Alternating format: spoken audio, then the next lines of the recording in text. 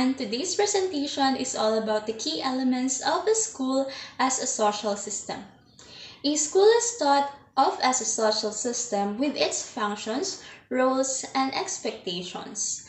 As an institution, it has the function of socializations. There are various incumbents in it who have to play the roles expected of them. In the social system of a school, the goal behavior is achieved through the integration of various institutions. A school is a social system with the following key elements. And here are the key elements of a school as a social system. 1. Structure.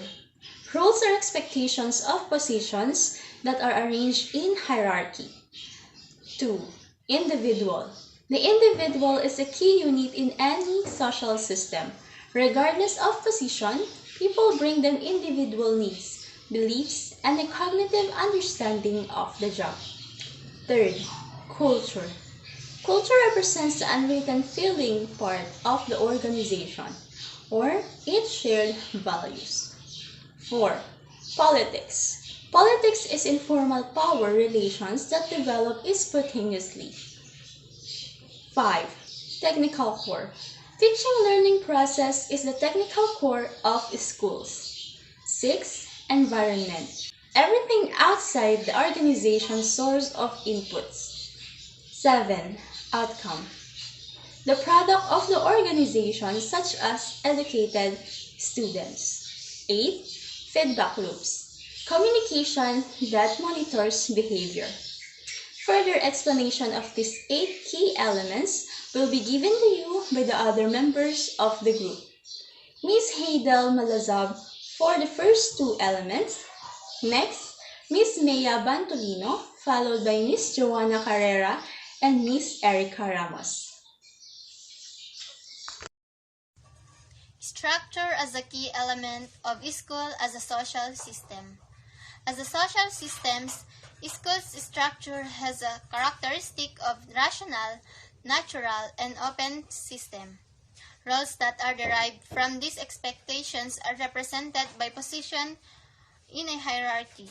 According to Parson 1960, the hierarchy distributes tasks to specialized individuals, and the organization is a result of the division of labor. The structure of social systems inherit many elements from rational, natural, and open system theories. For example, social systems have both formal and informal organizations with them. Kowalski 2010 asserts that schools are social systems and have 3 qualities: arbitrary and consequential boundaries, interrelated subsystems, and multiple causation events happen as a consequence of more than one cause. Individual as a key element of school as a social system. Individual system. Each individual has a different set of needs and beliefs that affect behavior. Unlike organizational expectations, individual needs and expectations are flexible and adaptable to formal roles, and thus they provide a room for discretion in behavior. Individuals interpret their roles according to their behavior. Confirming Jedzel and Gubas 1957, Idea Hoy and Miskel 2005 claim that social behavior is formed by the interaction of bureaucratic expectations and individual needs. According to Katz and Kahn 1978, along with behavior, individual needs and beliefs also form feelings. Social systems have strong links with the attitudes, perceptions, beliefs, motivations, habits, and expectations of human beings. Since people are an important element of social system, their positive feelings toward the organizations significantly affect the overall health of the system.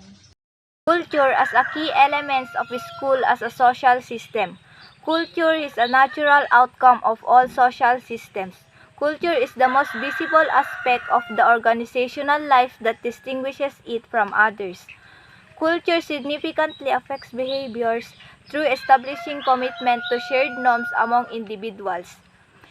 According to Duff 2009, Culture represents the unwritten, feeling part that is the set of values, norms, and beliefs of the organization. Also defines culture as the collective programming of the members of an organization. They have attitudes which stimulate them to act on a favorable fashion. It can be said that attitudes governs one's mind while culture governs the organizational mind. Therefore, each member's attitude gather in a pool called culture. Politics as a key element of school as a social system. Politics emerges from the interaction of authority and power within an organization. There are three sources of power in an organization. Formal power originates from the structural system. The cultural system produces informal power, and individuals have the power of expertise.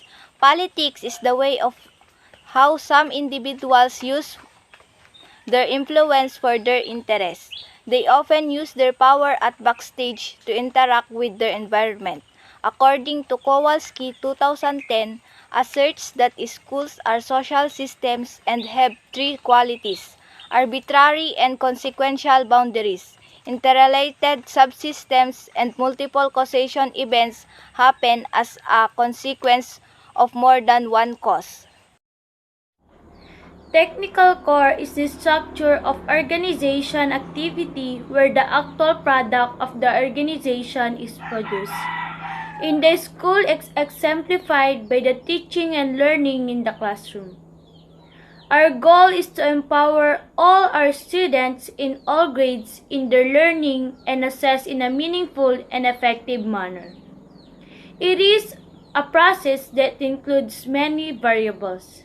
These variables interact as learners work toward their goals and incorporate new knowledge, behaviors that add to the range of learning experiences.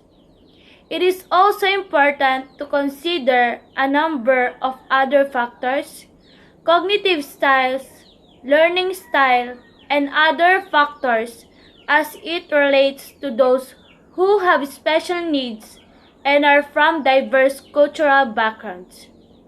It is best to think together as a range of possibilities that can be integrated into the learning experience. Environment refers to organized effort to teach how natural environments function, and particularly how human beings can manage behavior and ecosystems to live sustainably. Since learners must do the learning, the aim is to create a total environment for learning that optimizes the ability of students to learn. There's an infinite number of possible learning environments, which is what makes teaching so interesting. The environment of the school can influence how effective a student can learn. Learners also need to look at the learners as human beings and not as people occupying specified socioeconomic positions. It has significant effects on the needs of a school and has impact to the learners and their teachers. It is one of the most important factors affecting student learning. Outcomes is an educational theory that bases each part of an educational system around goals. By the end of educational experience, each student should have achieved the goal. There is no single specified style of teaching or assessment in OBE. Instead, classes, opportunities, and assessment should all help students achieve the specified outcomes. The role of the faculty adapts into instructor, trainer, facilitator, and mentor based on the outcomes target. It is also a model of education that rejects the traditional focus on what the school provides to students, in favor of making students demonstrate that they know and are able to do whatever the required outcomes are. The key features which may be used to judge if a system has implemented on outcomes-based education systems are: creation of a curriculum framework that outlines specific measurable outcomes. The standards included in the frameworks are usually chosen through the area's normal political process.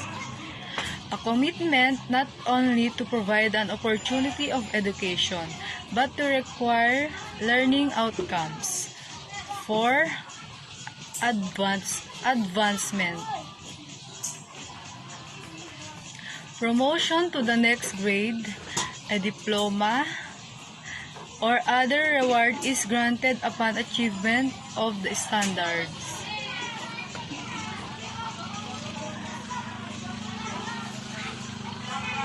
While extra classes repeating the year or other consequences entail upon those who do not meet the standards. Feedback loops. Providing frequent and ongoing feedback is a significant means of improving achievement in learning. It involves the provision of information about aspects of understanding and performance, and can be given by practitioners, peers, oneself, and from learners to practitioners.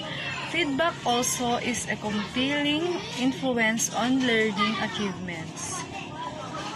When teachers seek, or at least are open to what learners know, what they understand, where they make errors, and when they have misconceptions. When they are not engaged, then teaching and learning can be synchronized and powerful.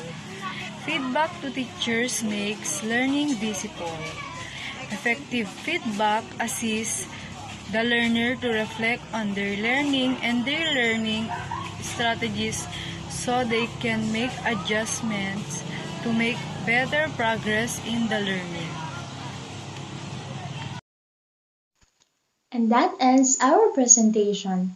We hope that we did impart you some knowledge with these key elements of a school as a social system. Thank you for the time and attention.